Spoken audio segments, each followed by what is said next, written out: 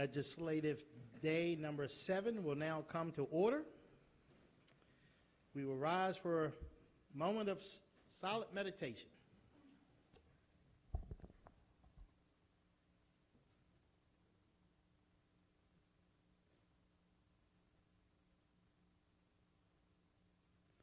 Thank you. I will now call on Councilman Marks, who will introduce. Go ahead. Thank you. Thank you, Mr. Chairman. I'd like to ask the Boy Scouts from Troop 729 to come forward. Troop 729 is chartered to Towson Presbyterian Church.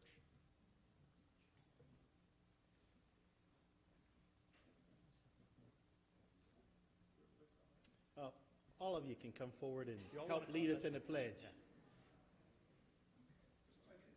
Is there 2 troops? Is there another troop here? Just 1 troop. Okay.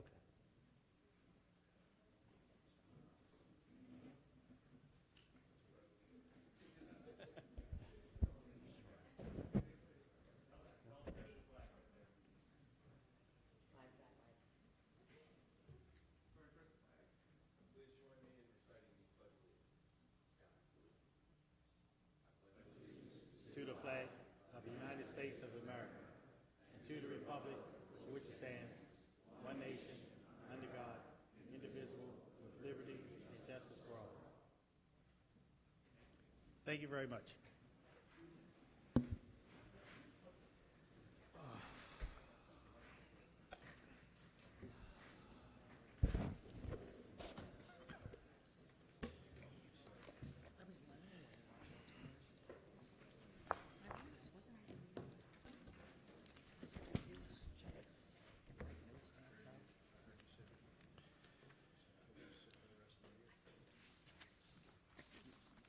Is there a motion to approve the journal for the meeting of March 19th? I'll move it. Second. It's been moved and seconded. All in favor? Aye. Aye. The journal is approved. Bills 918 and 1018 were passed by the council and signed by the executive and hereby enrolled. Mr. Secretary, will you now read all bills for introduction? Bill 25-18, the 2018 Basic Services Maps, and Bill 26-18, Building and Housing, Rental Housing Licenses. Okay. The chair will now consider all bills for final reading and vote. Mr. Secretary, the first bill, please. Bill 11-18, Eastern Family Resource Center. Ms. Van Arsdale.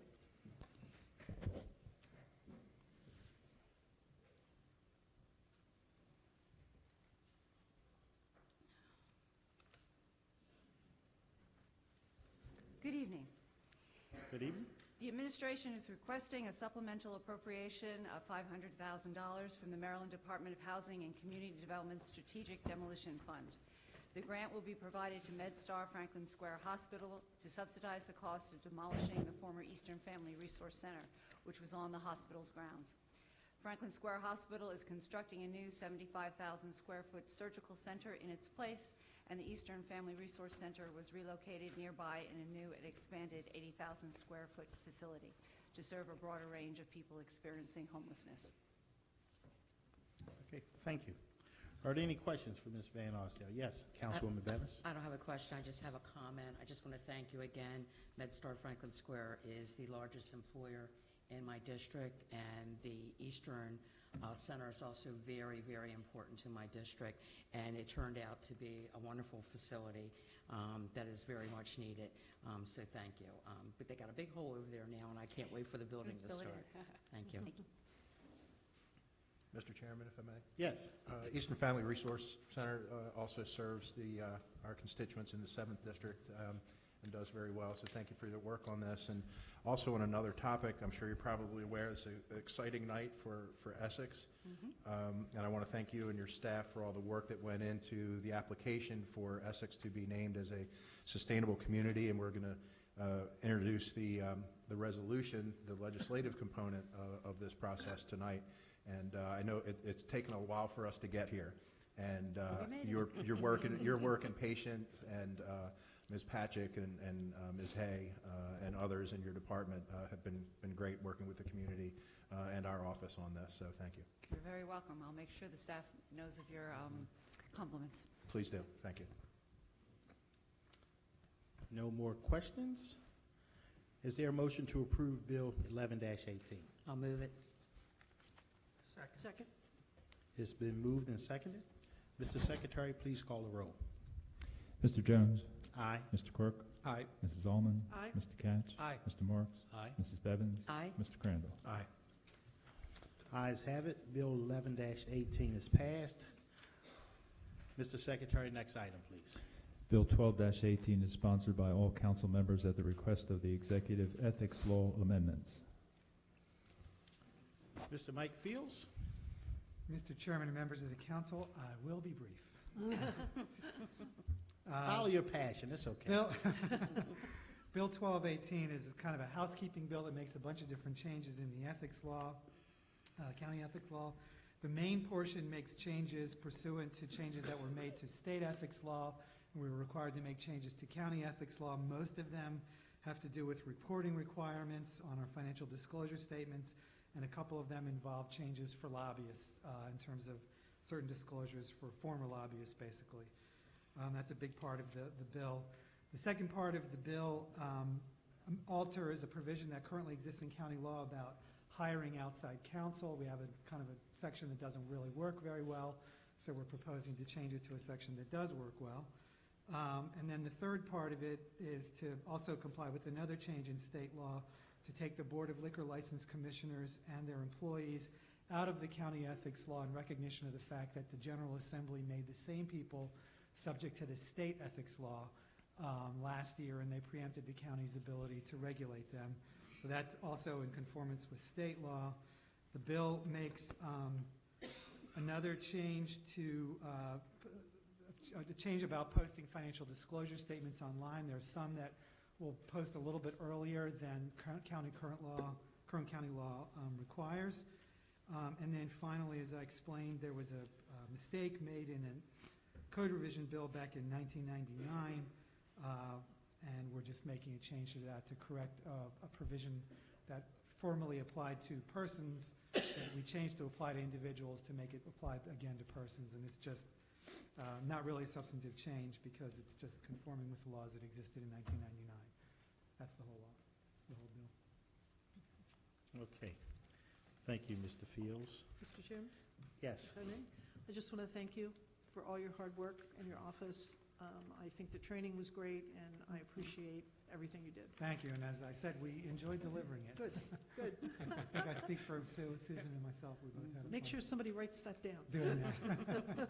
Hey, it's on tape. That's right.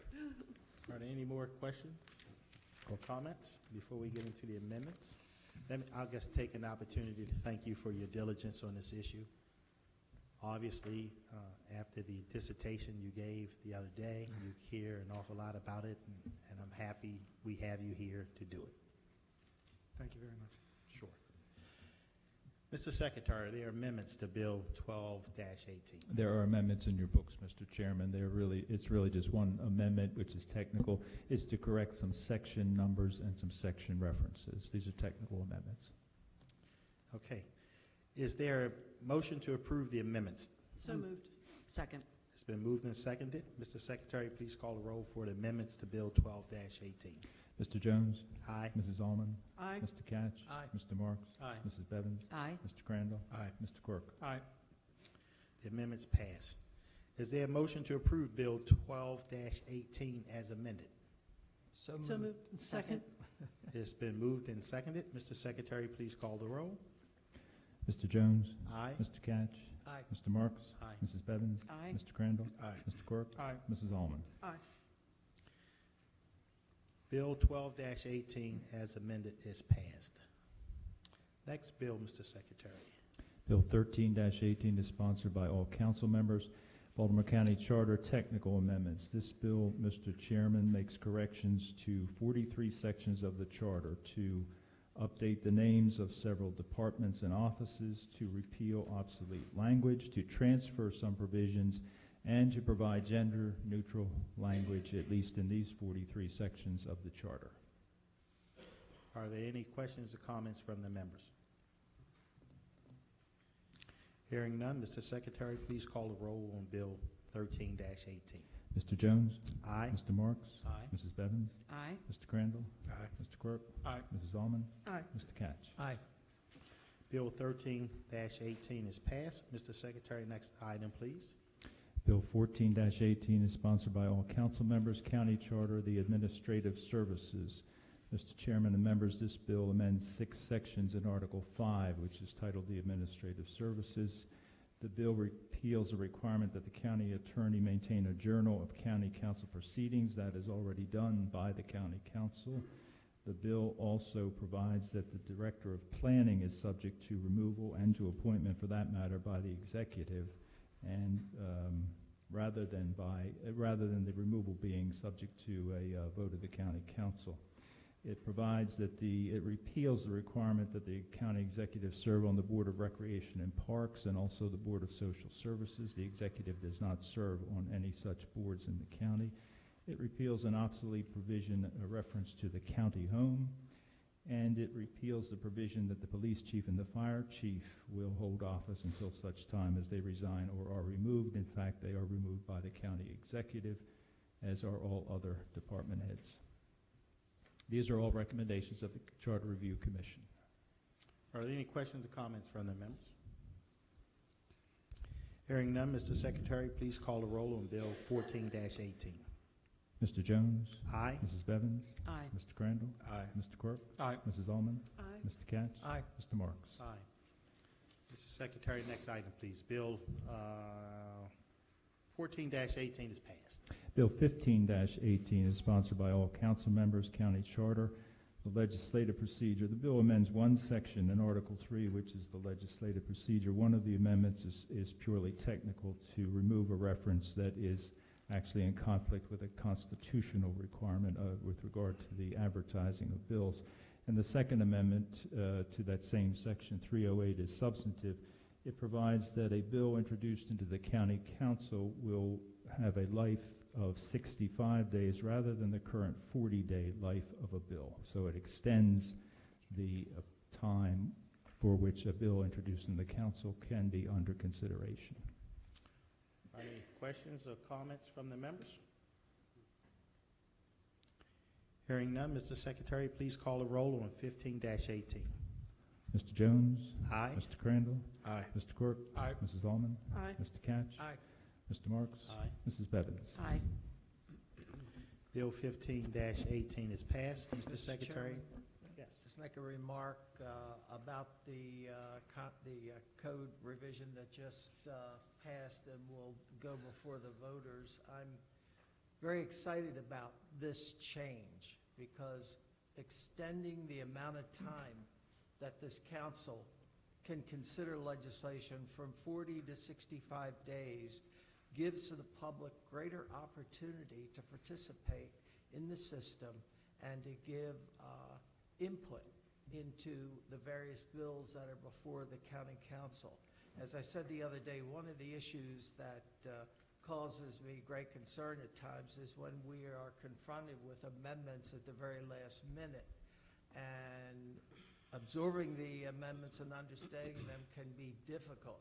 This will give us the opportunity to delay consideration of the bill and the amendments until the next voting session. So I think it's a win-win-win for the council and for the people of Baltimore County. Thank you. Councilman Marks? Thank you.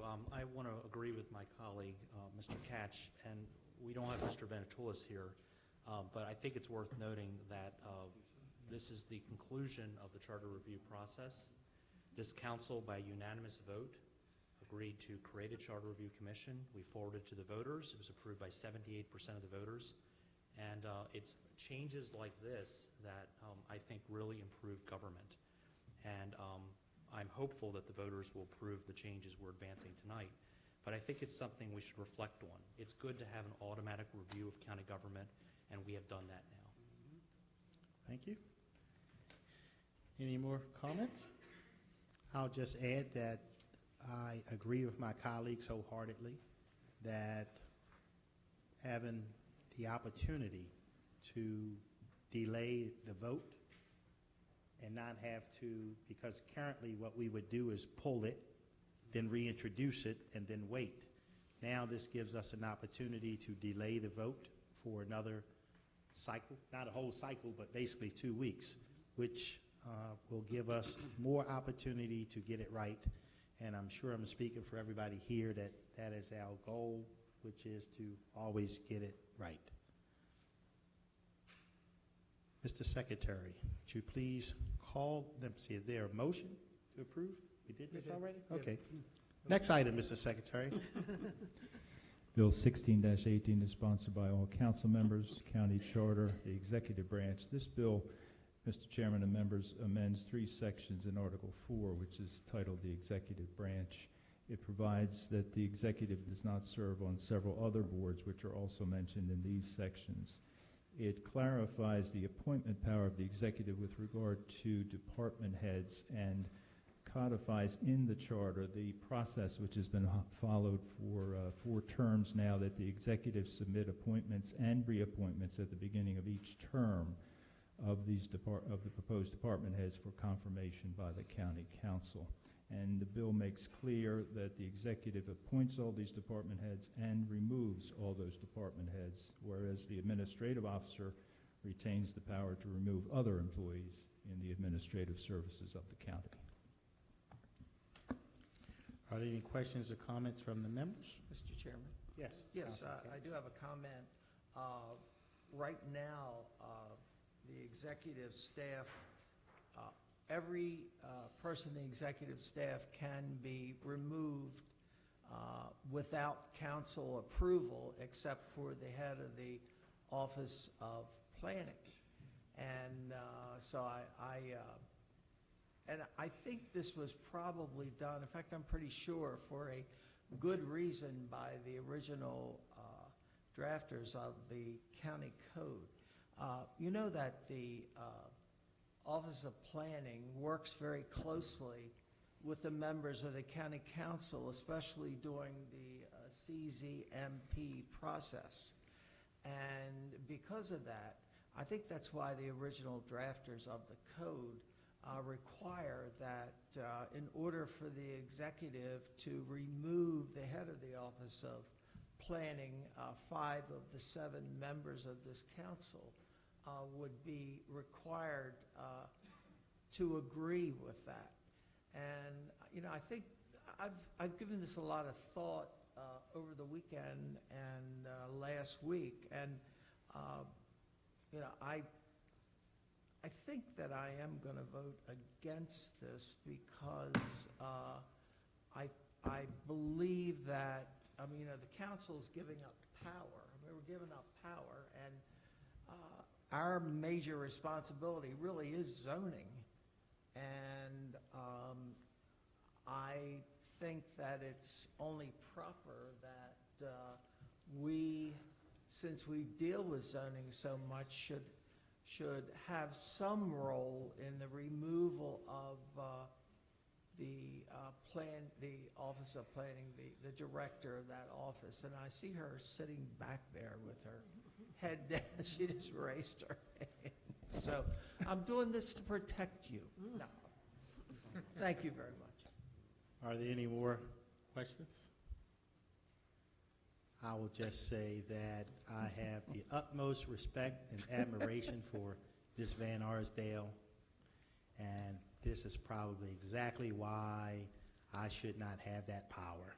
Because I could not vote to get rid of Ms. Van Arsdale, even though she works for the citizens and, more importantly, than for the county executive, and I would not be able to cast a vote. I think that this amendment brings her in line with every other employee that works directly for the county executive. And ultimately, as it relates to zoning, especially as it relates to the CZMP and any other issues, people have an opportunity to bring their input. The ultimate decision is made by this body here. So I don't see where retaining her, dismissing her, or we shouldn't talk about her, but someone in that position would really have an effect on what we do.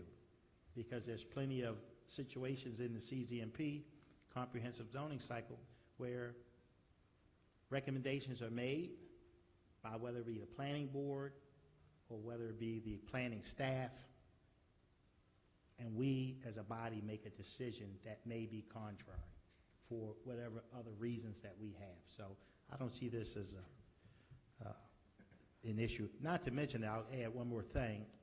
As Mr. Fields pointed out before, by default, that person would be in that position forever until such a time that we remove them. Isn't that correct, Mr. Fields, or did I get it wrong? Okay, well, I have 2 points. First of all, the provision about the Director of Planning was already passed in Bill 14. We're talking about 16 now, so Okay. that was in Bill 14. So what I had said when we were meeting was, it currently says, the Director of Planning and Zoning shall serve until he shall resign or be removed upon the recommendation of the county executive approved by a majority plus one of the total number of county council members established by this charter. And I said that read literally, it means that it's a lifetime appointment. So it needed to be changed anyway. So the commission is proposing to take it out, but that happened in Bill 14. Yeah, I might add, Mr. Chairman, that the commission considered this issue at great length, discussed it at great length, and came down on the side of recommending to the council that for consistency, all of the department heads should be appointed by and removed by the executive. And that was the commission's decision. Any more questions or comments from the members? Is there a motion to approve Bill 16-18? I'll move it. Second? It's been moved and seconded. Mr. Secretary, please call the roll. Mr. Jones? Aye. Mr. Quirk? Aye. Mrs. Allman? Aye. Mr. Katz? No. Mr. Marks? Aye. Mrs. Bevins? Aye. Mr. Crandall? Aye. Bill 16-18 is passed. Mr. Secretary, next bill, please. Bill 17-18 is sponsored by all council members. County Charter exempts service employees. This bill amends Section 505 of the Charter to provide that since there is no system currently governing the compensation of exempt employees or at-will employees, the Commission recommends that this section be amended to provide that a system be established by the County Council to govern the compensation of at-will employees, a system that is upon the recommendation of the County Executive.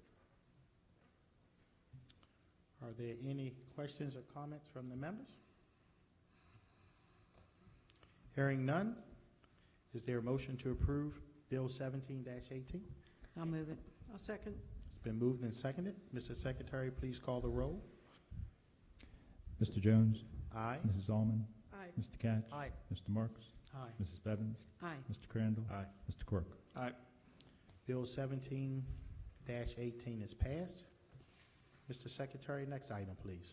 Bill 18-18 has been withdrawn by the sponsors, and Bill 19-18 is the next bill sponsored by Councilman Marks.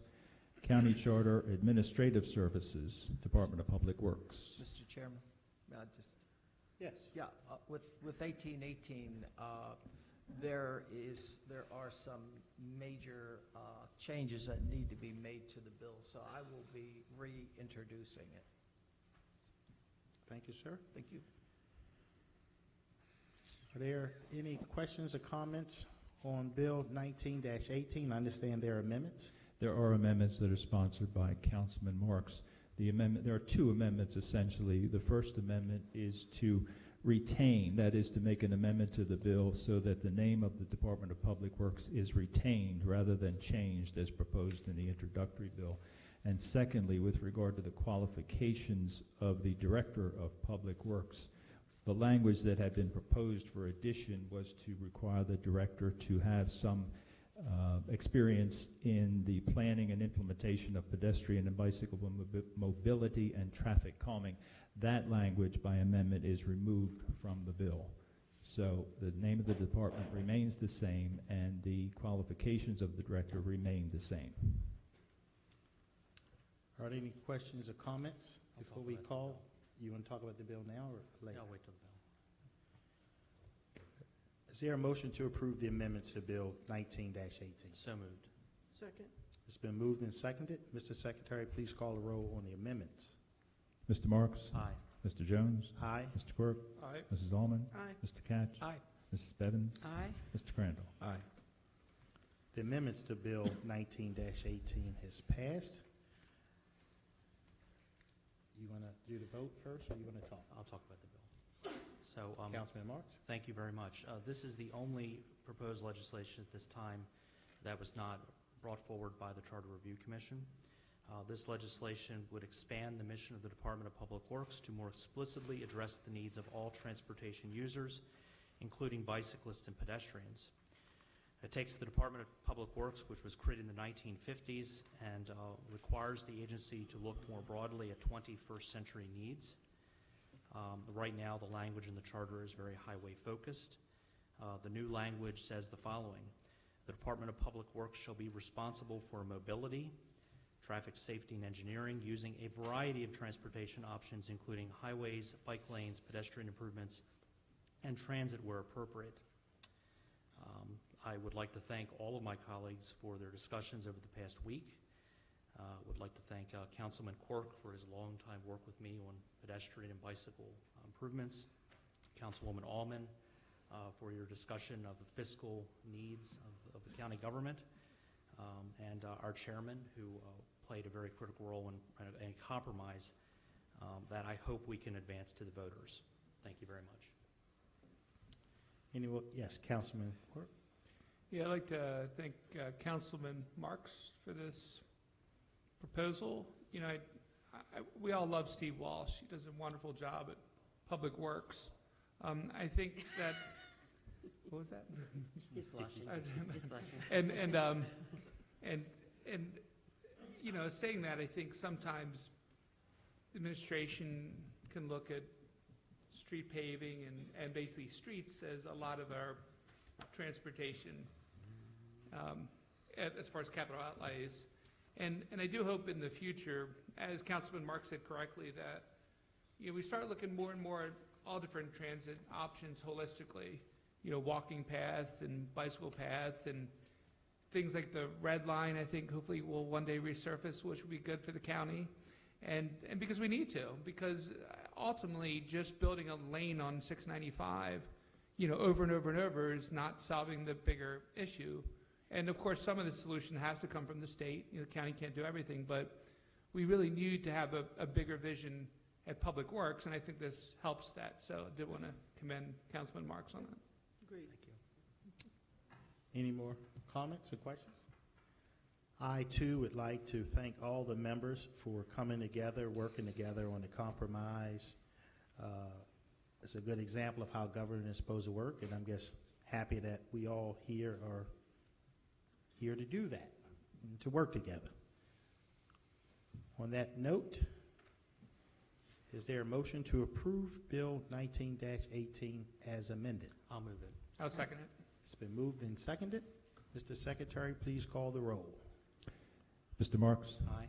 Mr. Jones? Aye. Mr. Quirk? Aye. Mrs. Allman? Aye. Mr. Catch? Aye. Mrs. Bevins? Aye. Mr. Crandall? Aye. Bill 19-18 is approved. Mr. Secretary, next bill, please. Mr. Chairman, before I do that, if I can just add one quick note. All of the proceedings of the Venetoulas Commission are online, all of the minutes of the meetings, all of the work papers. In addition to that, all of the previous Charter Review Commission documents are also online, all the way back to the original charter. This is thanks to the county's Office of Information Technology and to Mr. Field, who did most of the heavy lifting on gathering all that information and getting it online, so that the complete history of the charter from its inception in the 50s now up to this point, at which now these bills will be presented to the voters, but all of that is online. And Mr. Chairman? Yes. Yeah, if I might as well on that, did want to as we said in the work session, I also want to say tonight, I did want to acknowledge and thank the great work from Tom Boswick and Tom Petticord and Mike Field, the administration. Mr. Ted Venetoulis did exceptional work. And I think all the appointments on the commission, all of them did exceptional work. It's not easy to go through the charter and actually read it line by line. But this group of dedicated public servants did that, and many of them did it volunteer. And so I do want to just again acknowledge the great work of Mr. Ted Venetoulis, of the staff, and of all the commission members. Any more questions or comments? I, too, will thank the commission members and Mr. Venetoulis for all their hard work and effort.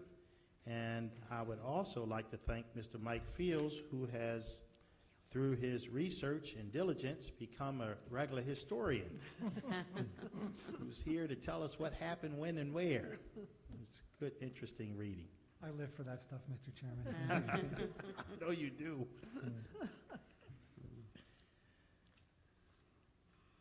No more comments? Is there a motion to approve Bill 21-18? Let me read that into the record, Mr. Chairman. This is Bill 21-18 is sponsored by Mrs. Bevins. Oh, I'm sorry. Zoning Regulations Cold Rolling Mill. Oh, I'm sorry. I lost my place. Thank you, Mr. Chair. I would have reminded you in about a second. Oh, yeah, I would have got to it. Bill 2118 adds language to the Baltimore County zoning regulations to allow cold rolling mills in manufacturing light zones if located in the industrial major districts. This essentially limits these mills to to those properties zoned ML and industrial parks. This bill will allow 150 manufacturing jobs to come to Middle River at the former Worthington Steel site at Kelso Drive and Martin Boulevard. The county zoning regulations does not currently permit or define cold rolling mills. The act of cold rolling mills and the regulations would prohibit a manufacturer from bringing these 150 jobs to Middle River. So essentially, the actual location itself will have no emissions. All operations will occur indoors. The noise is nothing out of the ordinary for that manufacturing zone. And this was supported by the Essex Middle River Civic Council and the Arrow Acres community where the location is located. So I couldn't be happier to bring 150 manufacturing jobs to Middle River. So I hope that my colleagues will support this bill. Councilwoman Bevins, I understand that these are not minimum wage jobs. These are manufacturing jobs, yes. Good. Yep. Excited. Congratulations. Thank you. Mr. Chairman, if I may, Councilwoman Bevins, you and I share something that I don't believe that the other members share, and that is that we have ore and slag running through our veins. We do. We do. We do. So I'm as a son of a steel worker who was, at Bethlehem Steel when it was shut down, it kind of touches me that we're bringing steel back to the east side. So congratulations. Thank you. Thank you. Appreciate it. I, too, am the proud son of a steel worker. My father did 42 years at Bethlehem Steel. That's right. I do recall that. Thank you. Any more questions or comments?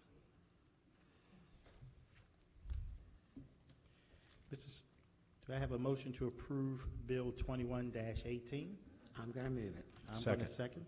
Okay, it's been moved and second. Mr. Secretary, please call the roll on Bill 2118, a bill that will put 150 new jobs in the Middle River area. Mrs. Bevins? Aye.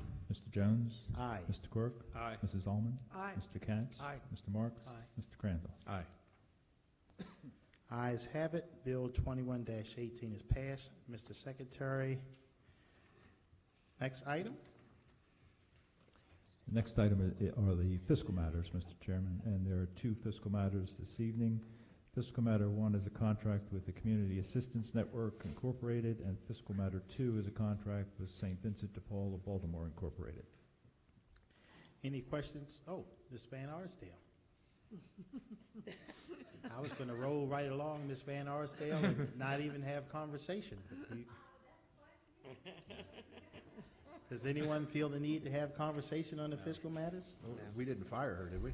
No, I don't think so. I have to take a look. Sometimes I lose Are we track. sure? I don't know. That's what I'm saying. Are you okay? Good. Is there a motion to approve the two fiscal matters, 1 and 2? I'll move it. Second. It's been moved and seconded. Mr. Secretary, please call the roll. Mr. Jones? Aye. Mr. Quirk? Aye. Mrs. Allman? Aye. Mr. Katz? Aye. Mr. Marks? Aye. Mrs. Bevins? Aye. Mr. Crandall? Aye. The ayes have it. Fiscal matters 1 and 2 are approved. I'm sorry, Ms. Van Arsdale, if you like to sing as you're, whatever. We don't need to hear from you. Well, she sang as she walked away.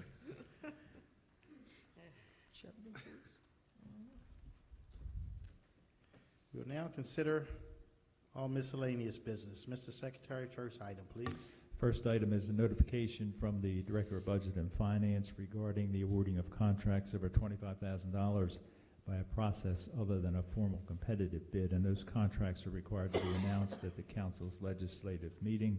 There's one contract this evening with Martins Incorporated, $37,015.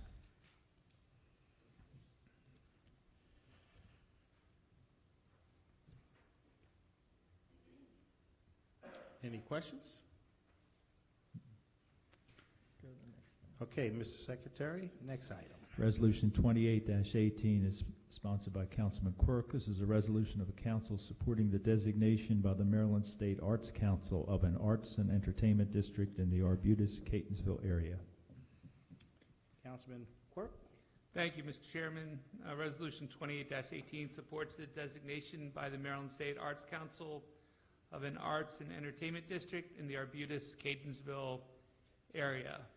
Basically, an arts and entertainment district is a geographically designated area in which a high concentration of arts and entertainment facilities and programs serve as anchor attractions that stimulate neighborhood revitalization, improve the attractiveness of areas, enhance business activity, attract residents and visitors, and build a tax base. Additionally, the Patapsco area in southwest Baltimore County is rich in cultural assets, including performance and gallery spaces at UMBC, the Baltimore County Arts Guild, the Lerman Woodland Theater, as well as community performing and visual art spaces and programs. And if the Secretary of the Maryland Department of Commerce approves the Arts and Entertainment District designation, which of course we hope the Secretary does, Baltimore County will also provide various incentives to help the entities in the Arbutus and Catonsville Commercial Revitalization District. And I asked my colleagues for support. I did want to acknowledge, I know we have two of the people that worked hard on this in the back. I see Bettina Tebow with the Greater Arbutus Business Association and Kirby Spencer with the Baltimore County Arts Guild. And then we had a bunch of other people that helped on this, including Marilyn Maitland, Tom Moore from UMBC, great basketball team at UMBC, Shar Brooks, Jack Murphy, Pat Casola. We had a lot of help from UMBC and CCBC, and of course the Arbutus, Greater Arbutus Business Association and Greater Catonsville Chamber of Commerce. And this application, this whole thing, and Baltimore County, by the way, doesn't have an arts and entertainment district yet, so this would be our first. I think there's 25 now in the state, so it's great that Baltimore County is embracing this, and this is, an arts guild that can be used for the entire county. And I did want to thank the administration as well. I know Mr. Homan and the administration worked on this as well, so I appreciate your help. I really do, and I appreciate Fronda Cohen. I think Fronda might be in the back, and Brian Shepard and Ms. Van Arsdale. This application is over 200 pages, so it truly is an exercise in tenacity and persistence, and really a lot of people that stuck with this in the community. This is really community-driven, and I give them a lot of credit for that, because this was years in the making to get this off the ground, and I definitely commend the committee and everybody that put this together for bringing it this far. So I ask for your support. Thank you, Councilman Quirk. Any questions or comments? Do I have a motion to approve Resolution 28-18? So moved. Second. It's been moved and seconded. Mr. Secretary, please call the roll. Mr. Quirk? Aye. Mr. Jones? Aye. Mrs. Allman? Aye. Mr. Katz? Aye. Mr. Marks? Aye. Mrs. Bevins? Aye. Mr. Crandall? Aye. Ayes have it. Resolution 28-18 is passed. Mr. Secretary, next item, please. Resolution 30-18 is sponsored by Councilwoman Allman. This is a resolution to approve the refund of property taxes collected from Julius Jefferson, who is a disabled veteran and entitled to an exemption by reason of state law. Thank you. It is my honor to move Resolution 30-18. Second. It's been moved and seconded. Mr. Secretary, please call the roll. Mrs. Allman? Aye. Mr. Jones? Aye. Mr. Quirk? Aye. Mr. Katz? Aye. Mr. Marks? Aye. Mrs. Bevins? Aye. Mr. Crandall? Aye. Ayes have it. Resolution 30-18 is passed. Mr. Secretary, next item, please. Resolution 31-18 is sponsored by Councilman Jones. This is a resolution to approve the refund of taxes collected from James A. Flagg, who is a disabled veteran. It is my honor and privilege to move this resolution. A second. It's been moved and seconded. Mr. Secretary, please call the roll. Resolution 31-18. Mr. Jones? Aye. Mr. Quirk? Aye. Mrs. Allman? Aye. Mr. Katz? Aye. Mr. Marks? Aye. Mrs. Bevins? Aye. Mr. Crandall? Aye. Ayes have it. 31-18 is passed. Mr. Secretary, next item, please. Resolution 32-18. This is a resolution to authorize Baltimore County to convey a county-owned parcel from the Board of Education of Baltimore County. This is for introduction only this evening. Thank you, Mr. Secretary. Next item, please. Resolution 33-18 is sponsored by Councilman Crandall. This is a resolution of the council to designate the Essex area as a sustainable community. This is also for introduction this evening. Would you like to say anything, Councilman Crandall? Or I guess I'm gonna hold fire until we consider this resolution at the work session, okay. in the interest of time. Thank you, sir. Mr. Secretary, is there any further business to come before the council? There is no further business, Mr. Chairman. Thank you. I'm going to, is there a motion to adjourn? I move it. Second. It's moved and seconded. All in favor, say aye. Aye. Ayes have it. The meeting is adjourned. Right now, we're going to have a public hearing on the Baltimore County. Let me see. Right now, we're going to have a public hearing on the Baltimore County Council. Will come to order. We are holding this public hearing in pursuit of the provisions of the Baltimore County Charter and the Baltimore County Code on the following issue. The Basic Services Map Report dated February 16th, 2018. I'll now read the rules of the procedure for the public hearing. Anyone wishing to speak should register with the secretary. Each speaker will be limited to 3 minutes. Please note that there is a clock in front of you that will display the remaining time as you speak. When the speaker is called, the name of the next speaker will also be called. That person will be asked to come forward and be prepared to speak. Dave Thomas from the Department of Public Works will speak briefly on the basic services maps. Mr. Chairman, I believe Mr. Walsh will substitute for Mr. Thomas this evening. Okay, Mr. Walsh, are you up to it?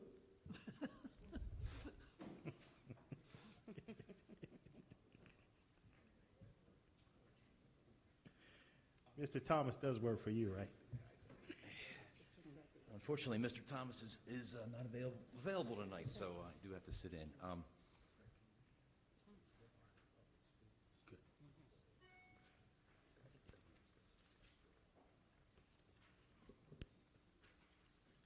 Mr. Walsh, I'm sorry. Yes, Mr. Chairman. We appreciate the opportunity. We are asking for the council to ultimately approve the basic services maps. They are available on the county website under the DPW portion on the left. If you go in the main website and Google basic services maps, it comes right up. So that's basically it. They are available for review, and basically it. Are there any questions or comments for Mr. Walsh?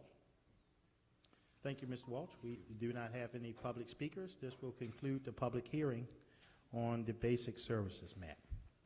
As is customary, anyone who signed up prior to the meeting with the secretary is allowed 3 minutes to speak. The secretary, just gave me a list of people that are signed up to speak, so we will move right along. We will start with Ms. Julianne Zimmer.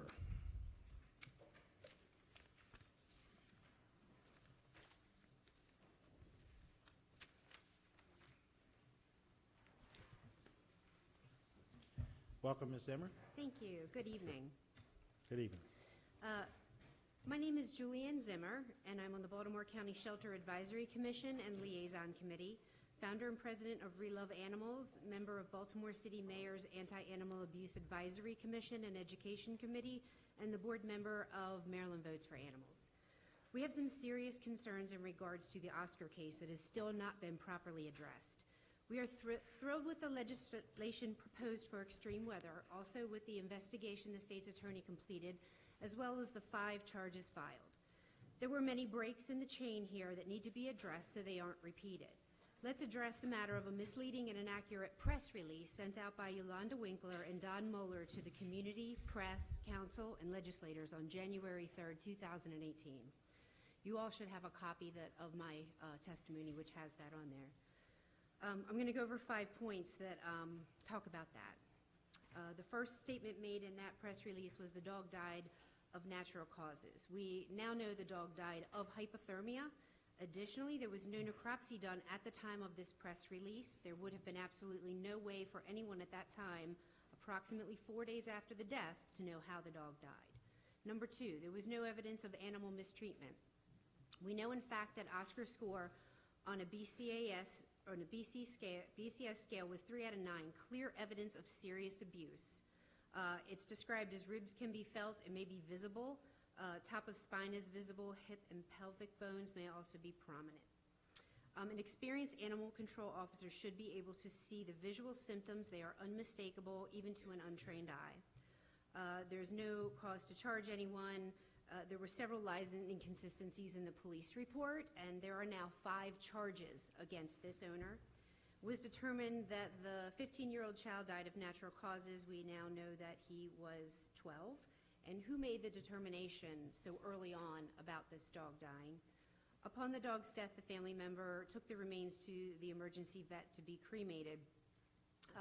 We now know that the state's attorney took the body and it was pending a necropsy. This gives the impression, nothing to see here, let's move on. If the administration wasn't aware of the state's attorney's investigation, why is there such a blatant disconnect between the 2 departments that should be working together? It's my opinion that this press release is a clear attempt to cover up the negligence shown by animal control. Its hasty release has no other motive except to calm the masses and cover the truth. Who is responsible for releasing this to the public? Misinformation creates a lack of trust in the people's eyes for their own government that is very dangerous. Again, the issue of lack of transparency resurfaces for the shelter. In addition, the more important question in the underlying issue, BCAS has not addressed the Liaison Committee's inquiry since this incident. The monthly Liaison Committee, which has enriched the shelter for over a year, has now been canceled, citing it's not best for what's on the commission. It was good until we started asking questions. This issue will not go away. We will not let it die until it's properly addressed and put to rest. Your constituents appreciate the council seeing the importance in addressing this issue. We look forward to your response. Thank you so much. Thank you, Ms. Zimmer. Next speaker, Joy Friedman.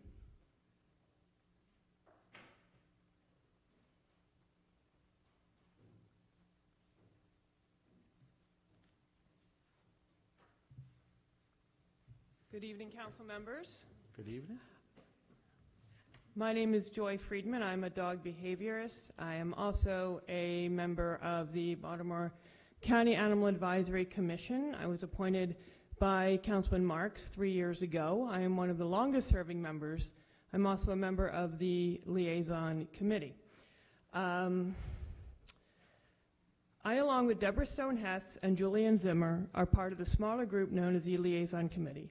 As Deb will clarify later, we have been shut out completely of our monthly meetings and communications. Within just a few months, our committee went from cooperatively receiving group emails about events and statistics to Deb having to email Don Moeller to push for any communication with BCAS. For 3 months, we have tried to schedule a time. If Mr. Homan isn't available, we are being prohibited from meeting with Mr. Klunk and Dr. Jones. What reason could there possibly be for this? We haven't always agreed. We haven't always seen eye to eye with Mr. Homan, Mr. Klunk, and Dr. Jones. However, our relationship was always one of communication. We have been told they are all too busy this time of year. In the 3 years serving on the liaison committee, there was never a time being too busy in the past. We have been told to submit questions in writing, and we have.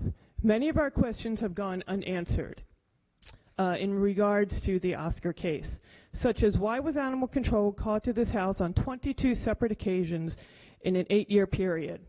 What were the result of those calls? Were citations issued? Why, on one of the coldest days of the year, was an ACO not sent out? We know from the investigation someone from Animal Control called Oscar's owner on his cell phone to ask him to bring his dogs in. After Oscar's owner agreed, no further action was taken on December 31st. The problem was, we believe, this man was in Phoenix, Arizona at the time of the call. Is this typical procedure? Where are the other dogs that reside in this address? We know there was at least one other dog in the yard with Oscar. It bears the question, how many other Oscars are out there? How many calls have been mishandled or even completely missed? We were told last month Mr. Homan and Mr. Klunk would be at our meeting to answer questions. Once again, they canceled. Now we have been told basically to forget it. No more meetings at the shelter. Why don't they want us to come to the shelter now for meetings? What is the reason? We know that at one point the Honorable Wade Catch was evicted from the shelter. Our Tuesday night meetings are already jam-packed. To add a question and answer with Mr. Homan and Mr. Klunk would keep us there for 2 hours. Also, we really don't have trust that they will show up for questions at these meetings anymore. There is a history, as all of you council members are aware. Lack of transparency is what forced all of you to form our commission in the first place. Perhaps it is time for an oversight commission instead of an advisory commission. The animals in Baltimore County have a voice. They do not have a vote. We are their voice. The public needs transparency and answers yesterday. This is not a partisan issue. The members of the Animal Advisory Commission should have never been in a position like we are this evening, ask of all of you to intercede so we can get to the truth as to what is going on here. Thank you very much for your time. Thank you. Next, Ms. Deborah Stonehess.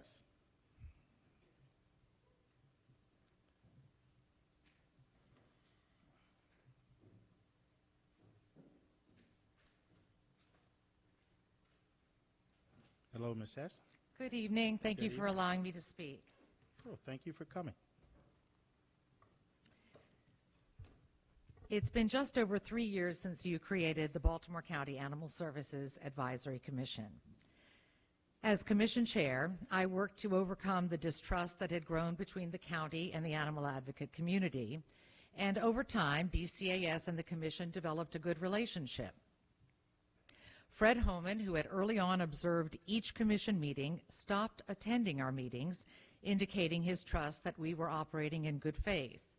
Where he had once required us to submit questions in writing, he agreed to the formation of a Commission liaison committee to meet at the shelter monthly with him, Gary Klunk, and Dr. Jones. These meetings were open, friendly, and informative, and went on for about 1.5 years. Then came the Oscar incident, and everything changed. After the Commission followed its mandate and began asking questions, we requested an immediate liaison committee meeting.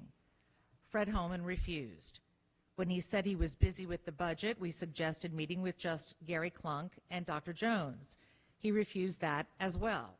Apparently, no meeting can take place if he too is not present. Fred then informed us that he would terminate our liaison committee meetings permanently, would begin attending our commission meetings again, and would require us to submit our questions in writing as we had done in the early days. Clearly, this was a retaliatory move for the apparently unforgivable sin of doing our job and attempting to understand what happened to Oscar. We sought help from Don Moeller, who emailed me that Fred and Gary Klunk would come to our commission meetings to answer questions. We accepted that. But on the day of our March meeting, we were told Fred was too busy to attend. We have insisted that we want our liaison committee meetings to resume. All boards and commissions have committees which gather information and report back to the full group. This is just efficiency. And yet Don Moeller emailed me today that in the interest of transparency, Fred Homan believes it's best for him to come to our full commission meetings and now claims he will do so in April. If the real concern is transparency, why did Fred Homan terminate our liaison committee meetings? Why are there no answers to any questions now 3 months after Oscar died? When the county puts out a press release about Oscar that was filled with misleading and inaccurate statements, we must conclude that we've returned to the days when a lack of transparency is of serious concern. So we must ask the most important question of all.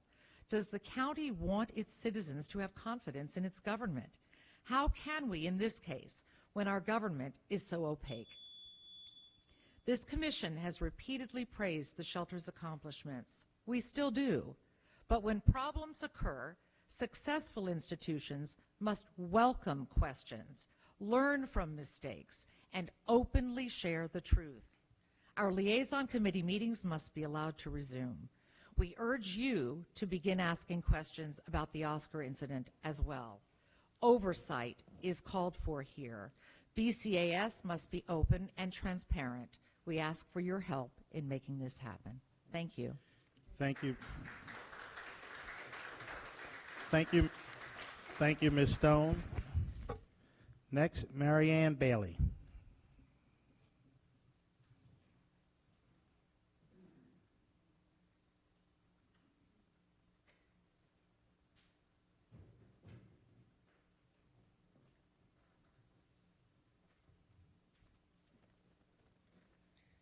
Good evening, council members.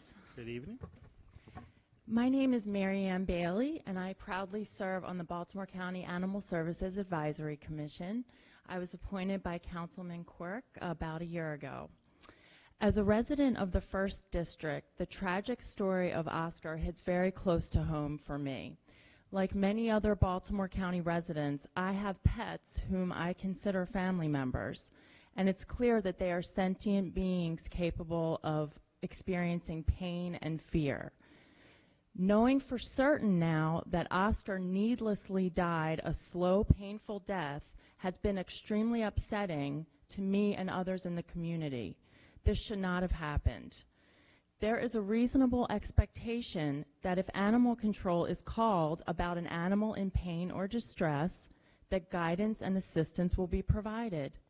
If for any reason animal control cannot or will not respond to a call in person, or deems it unnecessary to respond in person, and the animal subsequently dies, the taxpayers deserve transparency and accurate information.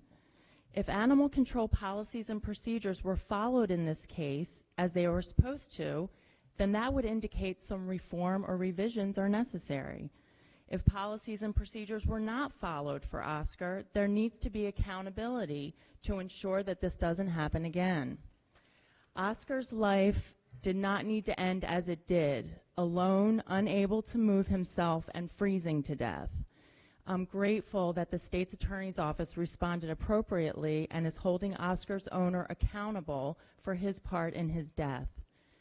But the fact that it has now been 3 months and no information has been provided by animal control to the community as to where the failures were and how this can be prevented in the future, that's unacceptable, and it breaks trust. We in the community are owed an explanation and demand answers. This is not just going to go away. I respectfully ask the council to please take action to demand animal control release information and reinstate liaison meetings with the Baltimore County Animal Services Advisory Commission. I also just want to take a second to thank Councilman Quirk and Councilman Marks for their leadership in introducing Oscar's Law last week. Thank you very much. Thank you. Before I call my next caller, I just think it's important that we, number one, clearly what happened with Oscar is a tragedy. Nobody likes it. But to put everything in perspective, I was just curious if anyone in the audience knew the name of one of the 34 people who died because of because of a coal-related injury in Maryland in 2017.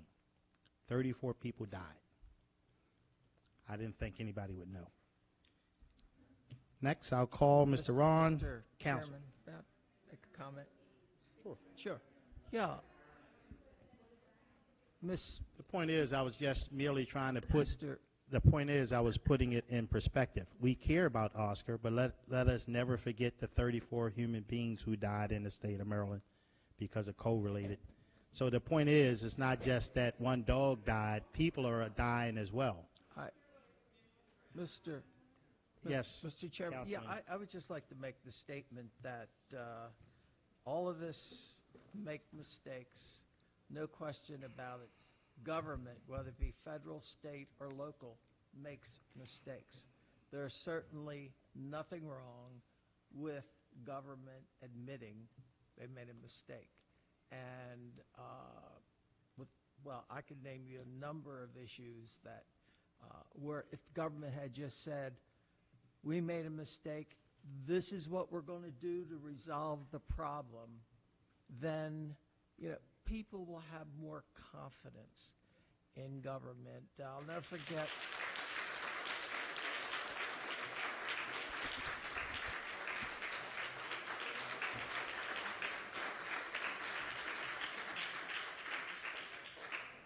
I'll never forget the light rail.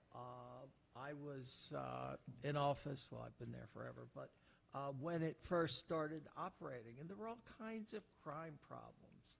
And finally, the government did admit we're having problems. So they had a solution. They had people who would board the trains who worked for the state of Maryland just to make sure that it was going to be a safe journey. They installed cameras, etc.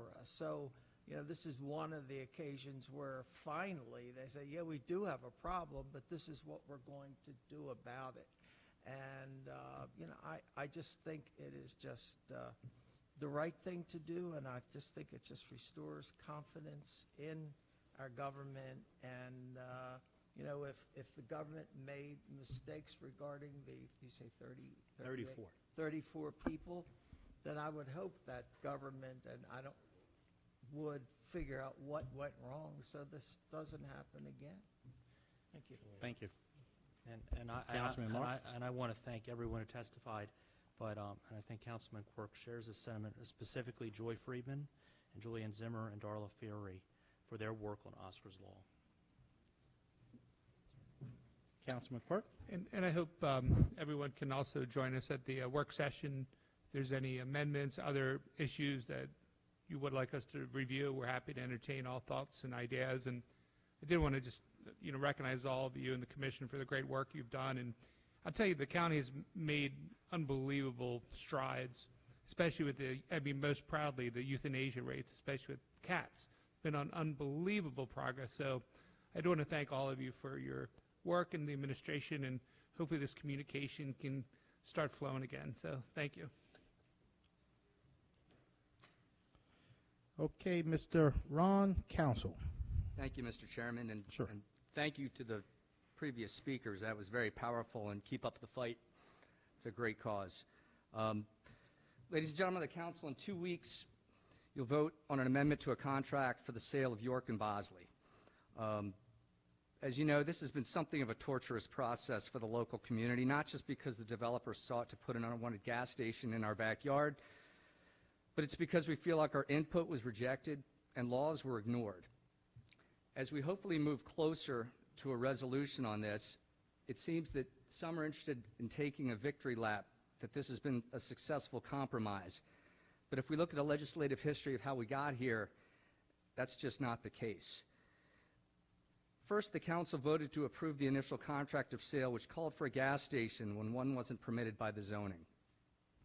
Second, Councilman Marks introduced the plan unit development resolution despite overwhelming opposition from the community. The plan unit development process is based on community input. Third, this council voted to approve the plan unit development despite ever-increasing opposition from the community and a failure of the PUD to even meet the threshold requirement that it would achieve a development of substantially higher quality than what could have been built there otherwise.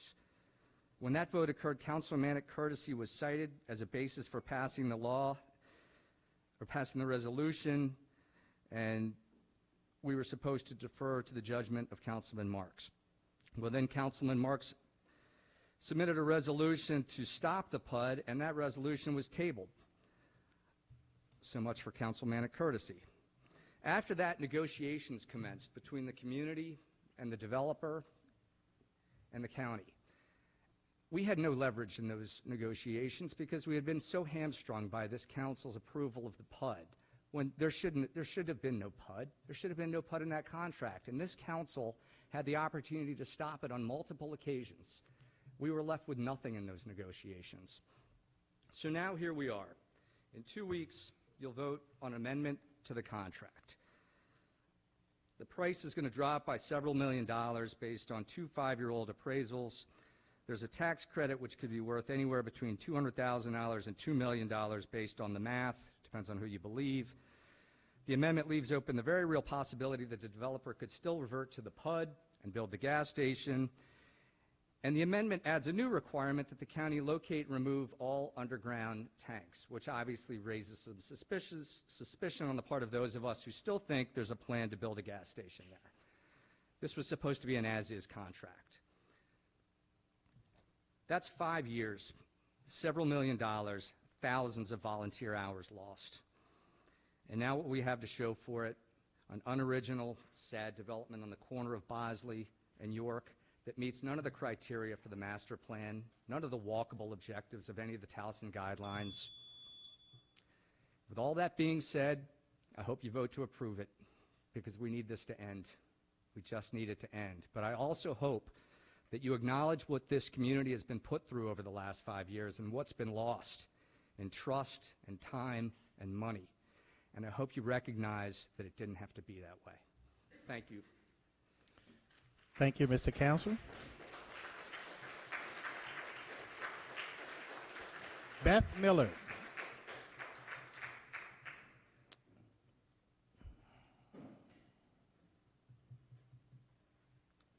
How you doing this evening, Ms. Miller?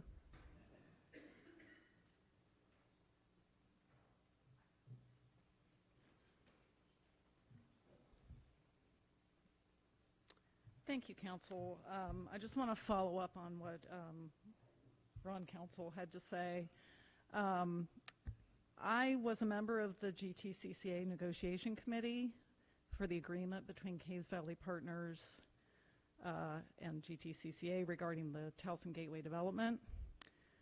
That agreement, CVP agreed not to include a gas station and convenience store on the site. GTCCA agreed not to oppose the project if the Baltimore County development process approves it. I would like to clarify what the agreement is not. It is not a blessing of a reduced price for the property, especially one that is below market value and inflates the value of the revitalization tax credit. It is not tacit approval of a plan that is not pedestrian or environmentally friendly. It does not meet master plan or zoning design goals for the site.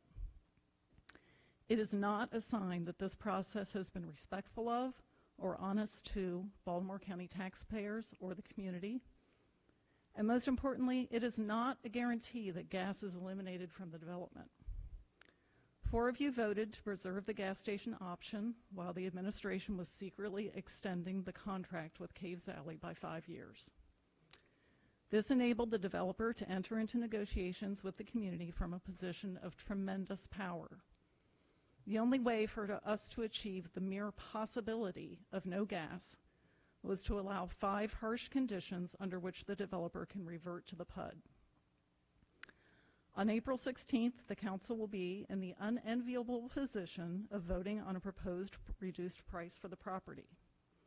Vote against it, and you risk scuttling the agreement with the community. Vote for it, and you sanction another obvious sweetheart deal to this developer. Unfortunately, your ability to decide whether taxpayers realize the true value of the Gateway property is compromised at a time when the public will be watching very carefully. Thank you, Ms. Miller.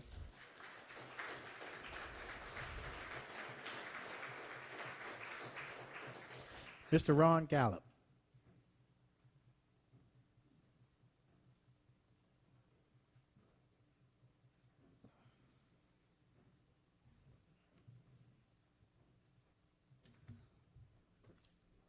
Good evening, and thank you, members of the council. I have copies of my remarks here for you to review later. My name is Ron Gallup, and I speak on behalf of a group of over 200 citizens known as Save Towson's Gateway. 1 year ago, yesterday, 30 big, healthy trees, which were supposed to be protected by the council's PUD resolution, were cut down at Towson Gateway. A complaint was filed to Maryland Department of Environment in November 2017 based on evidence that Baltimore County violated state and county forest conservation laws, and an investigation is underway. We believe this council should also take action to investigate the tree and building removal. Emails were found orchestrating a rush job to accomplish the work before a scheduled development meeting. County records show that the money used came from the property management grounds maintenance funds, and the county administrator stated the trees and structures were removed to accelerate the settlement to the developer. To summarize, it appears the county expedited the removal of protected trees without permits, improperly using funds earmarked for other purposes in order to prepare the site contracted to transfer in as-is condition to a developer. We support Councilman Catch's call for an independent compliance audit to determine, 1, whether the funds used to cut down the trees and demolish the buildings on the site were properly appropriated and expended, 2, whether the administration adhered to county procurement and other relevant laws in contracting for the tree removal and building demolition. We also call for the county council to pass a separate resolution asking the state prosecutor to investigate and determine if actions taken by one or more county officials constituted misconduct in office. By cutting down the trees, did the Kamenetz administration undertake not only to defy County Council Resolution 113-16, but also to assist the contract purchaser, Caves Valley Partners, in avoiding requirements under state and county forest conservation laws? The role of the executive branch of county government is to carry out the intent of the county council and to enforce state and county laws rather than to defy them. We ask the county to fulfill its role by acting to hold the administration accountable and protect the public interest in this matter. Excuse me 1 second. Yes, I told you not to call me Mr. Trump at the county council meeting. Okay. Mr. Trump would like to congratulate you on your contract with Sinclair Broadcasting. Looking really good. Kudos. Thank you very much for your time. Thank you. Thank you, Mr. Gallup. Ms. Bergman.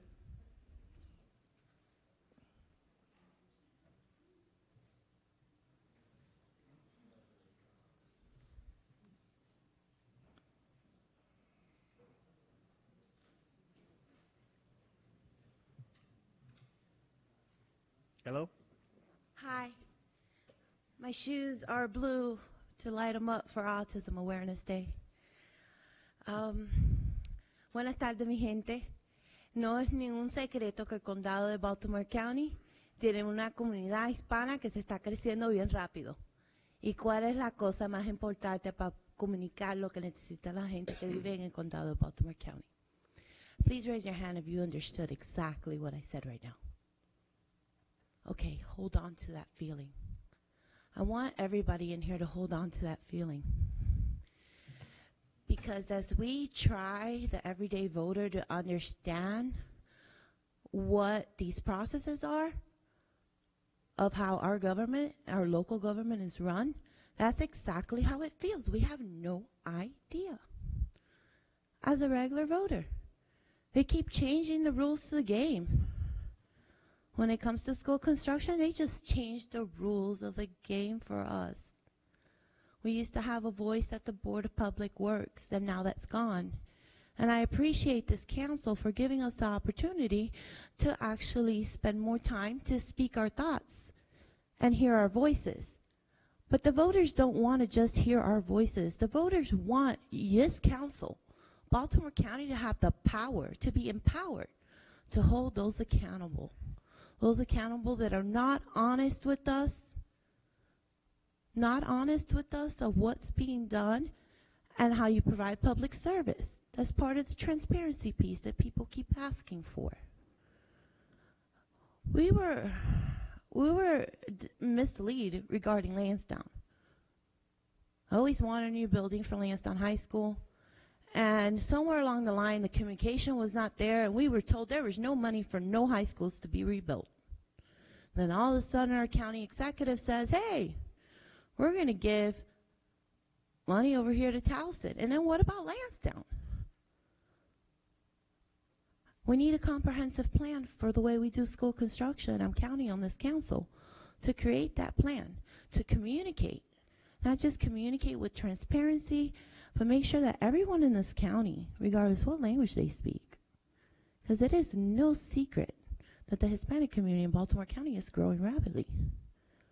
We have to be able to communicate with transparency, and this council, along with our school board member, now that the Board of Public Works is out of the process, have to have the power to hold individuals accountable when they are dishonest to us, local individuals. Because we could be a lot better if we figure out how to communicate a lot better, regardless what language we speak in. So thank you for your time. Don't forget, April is Autism Awareness.